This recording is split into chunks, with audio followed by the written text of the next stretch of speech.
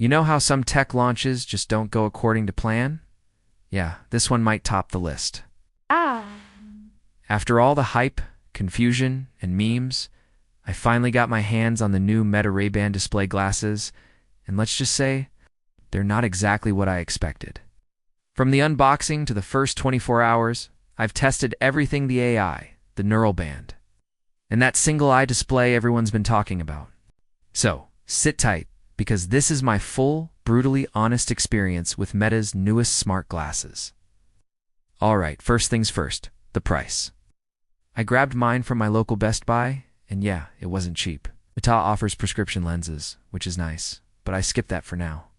These aren't replacing my everyday glasses. They're more of a tech experiment. But I am looking into getting custom lenses added later, and trust me, it's not as straightforward as Meta makes it sound. Now let's talk about what's in the box. There are 2 sizes for the glasses, and 3 sizes for the neural band that goes around your wrist. You can use Meta's online wrist demo tool to see which fits best. Mine turned out to be size 2. One important thing, it's not replaceable. If you lose it, you're buying the whole thing again, so keep that in mind. Anyway, let's unbox it. Packaging is classic Meta meets Ray, bank lean, minimal, and a little too Apple-inspired. Sliding the box open, you're greeted with the neural band sitting right on top. It's magnetic, which is pretty slick. The texture feels a lot like a fitness tracker, which makes sense since it's tracking hand gestures. Underneath, there's the charging puck yep, just like an Apple Watch, but it uses USB-C. No power brick, of course. You also get your manuals, a microfiber cloth, and the main event, the glasses. Once you peel the protective film off, you get that new tech smell mix of fresh sunglasses and new Gadget plastic. Folding them open, everything feels premium and lightweight. The spring hinges are smooth and they fold down compactly, smaller than a Samsung Flip. Portability-wise, Meta nailed it. Now, here's where things get interesting. On the surface, these look like regular Ray-Bans.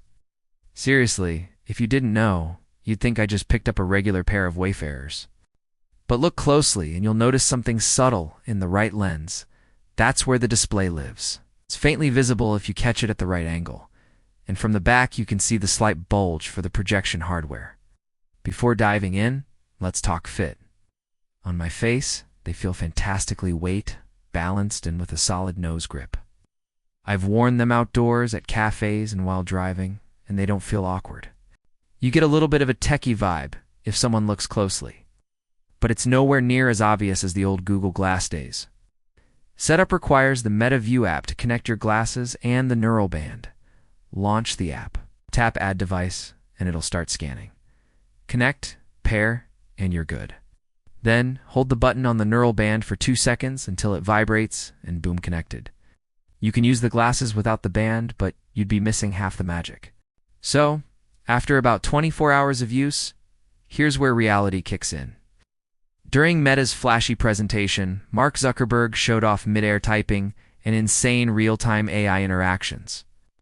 In real life, not quite. The typing gesture isn't available yet, and the software feels very beta. You can navigate menus using the neural band, and it's actually very responsive, about 99% accurate. Here's how it works. By slightly pinching and moving your fingers, you can swipe and select options. Tapping your middle finger acts as a back command. It feels futuristic once you get the hang of it. You can open apps, check messages, start music, and view notifications, all with subtle hand movements. But don't expect a full smartphone replacement. On Instagram, for example, you can only view short videos or DMS, not scroll your feed. Messaging also feels limited. Meta AI only supports Messenger and WhatsApp right now, so iMessage users are out of luck. When I say, "Hey Meta, send a message to Mark saying what's up," it works perfectly, but you have to speak it out loud. No silent typing gestures yet. Camera-wise, these glasses are a downgrade from the last generation. The Meta Ray-Ban Gen 2 had a crisp 3K camera and could record 3-minute clips. This version caps out at 60-second videos with slightly lower resolution. It's not bad, but it's noticeable. However, zoom control is clever pinch, and move your hand forward or backward to zoom. Photo quality is good enough for casual sharing.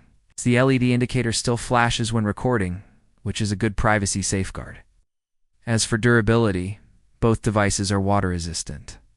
The glasses are IPX4 rated fine for light rain, and the neural band gets IPX7, so you can splash it or sweat in it without worry. Just don't go for a swim. Audio performance is solid, but not groundbreaking. The speakers are hidden in the arms, and while they won't replace your earbuds, they sound surprisingly full for open-ear audio. Adjusting the volume is intuitive. Just pinch your fingers and rotate your wrist. Now, the display itself is fascinating, but a little weird at first. Since only the right lens has a display, your brain needs a few hours to adapt. It's like watching a 3D movie where one lens suddenly goes dark. But after a full day, I got used to it. The projection is bright, crisp, and surprisingly readable, even in daylight. Still, I can't help but wish Meta had gone for dual lenses for a true AR experience. One underrated feature, though, is live captions. This thing nails it. Transcribes conversations in real time, almost perfectly. I used it in a noisy coffee shop, and it still picked up everything correctly. The translation tool is another cool feature, though it's still limited to English, French, Italian, and Spanish for now. So, after 24 hours, what's the verdict? Honestly, the Meta Ray-Ban display glasses are a fascinating piece of tech, but definitely not a must-buy just yet. They're more of a glimpse into what's coming. You can feel that Meta has something big brewing, but right now it feels like we're in an early access phase. The missing features are what really hold these back. There's no video calling, no full-screen keyboard typing, and the display is only in one lens. For over $300, that's hard to justify when other smart glasses offer more advanced experiences. However, credit where it's due. Meta's integration of AI hardware and fashion is unmatched. These actually look good. You can wear them without getting that tech goggles look. When you strip away the hype, you're left with a device that feels halfway between a prototype and a product. The foundation is their AI commands, gesture control, smart captions, but the full potential isn't unlocked yet. If they can deliver on their promises with future updates, this could become the iPhone moment for smart glasses. Till then, I'd say hold off, unless you're a tech enthusiast who loves experimenting. They're fun, stylish, and futuristic, but not quite ready to replace your phone. So yeah, that's my experience after a full day with the Meta Ray-Ban displays. And do they beat my daily driver, the Even Reality glasses? Not yet. The Even Reality ones still win for comfort, dual display clarity, and practical AI integration. Anyway, that's it for today's deep dive. Make sure you hit that subscribe button, because I've got a full comparison video coming soon. Meta versus Even, Reality versus X-Real, to finally answer which AI glasses actually deserve your money. Thanks for watching, and I'll catch you in the next one.